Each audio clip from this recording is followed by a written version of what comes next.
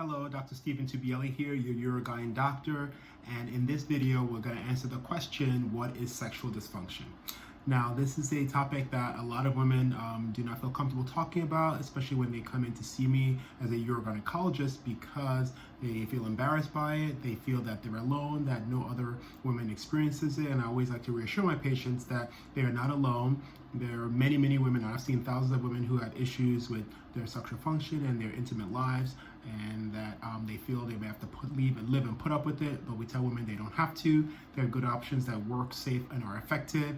And so coming in to see a urogynecologist talking about it, breaking that ice is the hardest step, but it is the first and necessary step to improve the quality of life in this very important area of a woman's life. So when we talk about sexual dysfunction, we have to actually talk about first what's normal sexual function.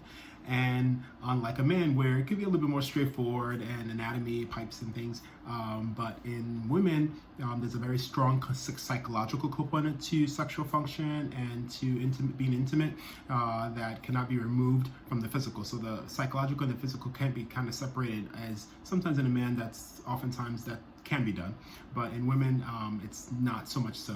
How she feels about herself, her body image, what went on during the day, her relationship and with her partner, and the trust level there, the appreciation level there, what's perhaps are the kids safe, is the door locked, are the dishes clean, there's so many things that a woman can think about all at the same time, which makes them great multitaskers. But when it comes to enjoying sex and being focused, that could be then a challenge if a woman cannot kind of zero in and be in the moment. And so when we talk about sexual function, actually it's been studied, and they've broken it for women into 4 basic phases. So we start with the arousal phase. And so this is the time where a woman's first aroused by her partner. It may be something he said or done, or the way she's touched, or how he's helped her during the day, and that actually may kind of get her juices going, for lack of a better word, and get her in the mood, so to speak. And so that's the arousal phase. And with women, it's not a 1 minute, although there'll be times where that could be the case, but oftentimes this process has to be it's a slower process in women than men, and oftentimes a woman's anatomy has to be taken into consideration, because there is the vagina, and unlike in a man, where the penis and the top of the penis, the glands, are essentially the organ for sexual function, in a woman, there is a vagina, but a lot of women don't necessarily receive the most stimulation sexually from vaginal intercourse or in the vagina. In fact, most women do not receive orgasm just by vaginal intercourse. And so it takes stimulation around the labia, around the anus at times, and around the clitoris. And the clitoris is the organ that sits on top of the vagina, that is very dense in nerve tissue and very highly sensitive. And so it's important for men, and it's important for a woman's partner to recognize that, because that's an important organ for arousal. And the next phase is excitement. So after the arousal phase, then there's the excitement phase. There's more heavier labored breathing.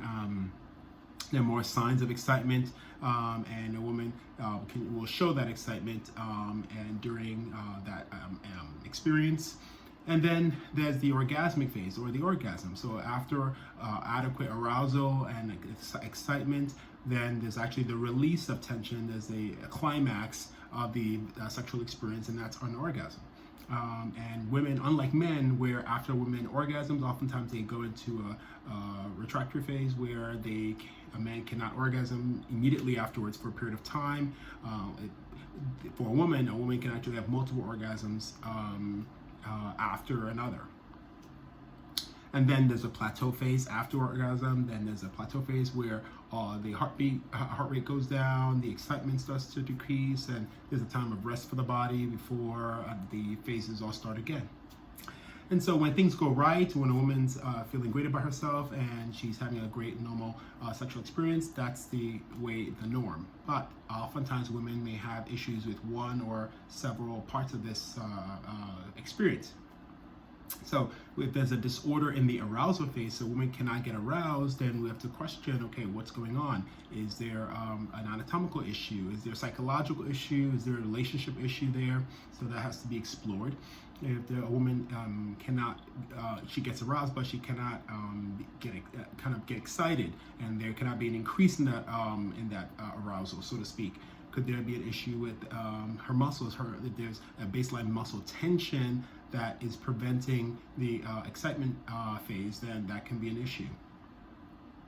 Some women can get aroused and excited, but cannot orgasm, and they cannot experience that release of tension, and that.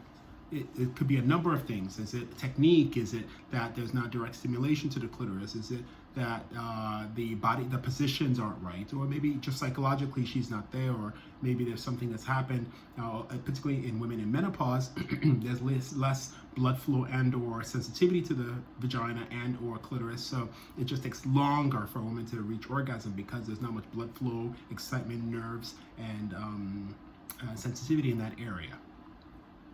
And lastly, some women feel pain.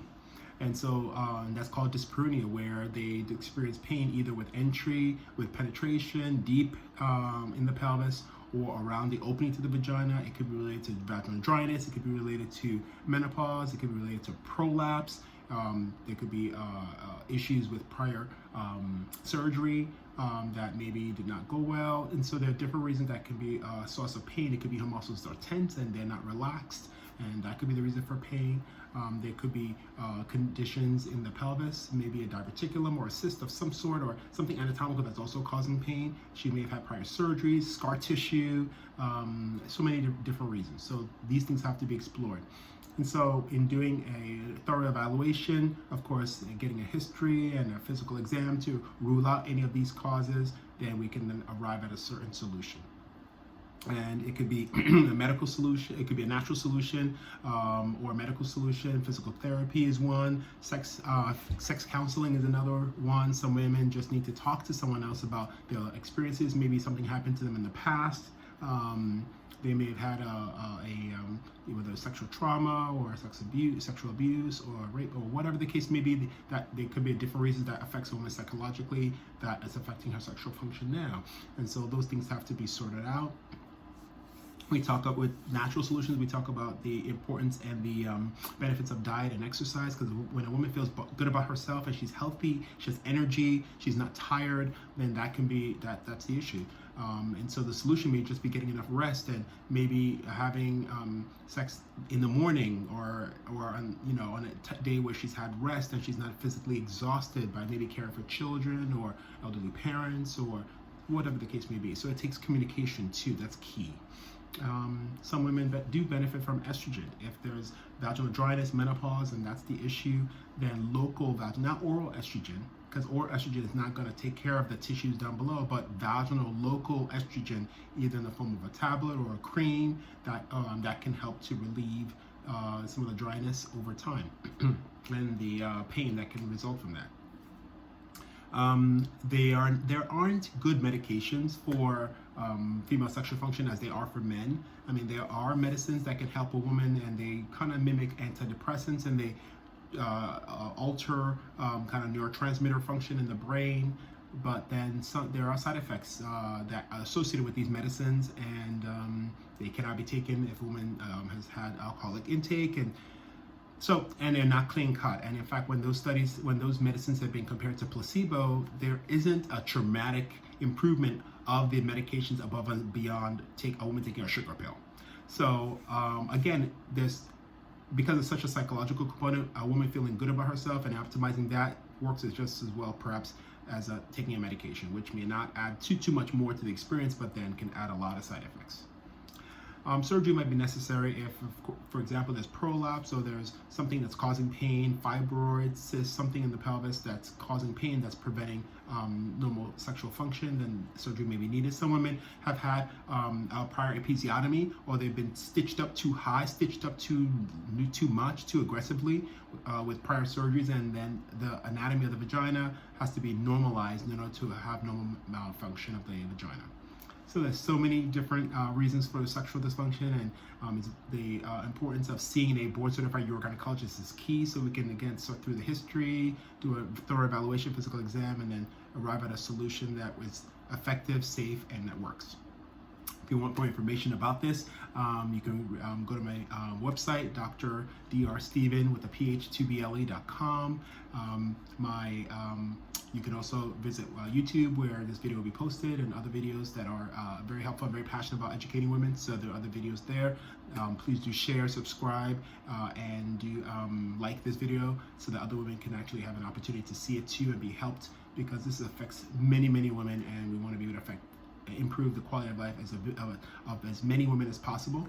My practice website is northsidecenterforurogyn.com, and my office number is 470-325-1280. That's 470-325-1280. Look forward to hearing from you, and until the next video, thank you. Be well.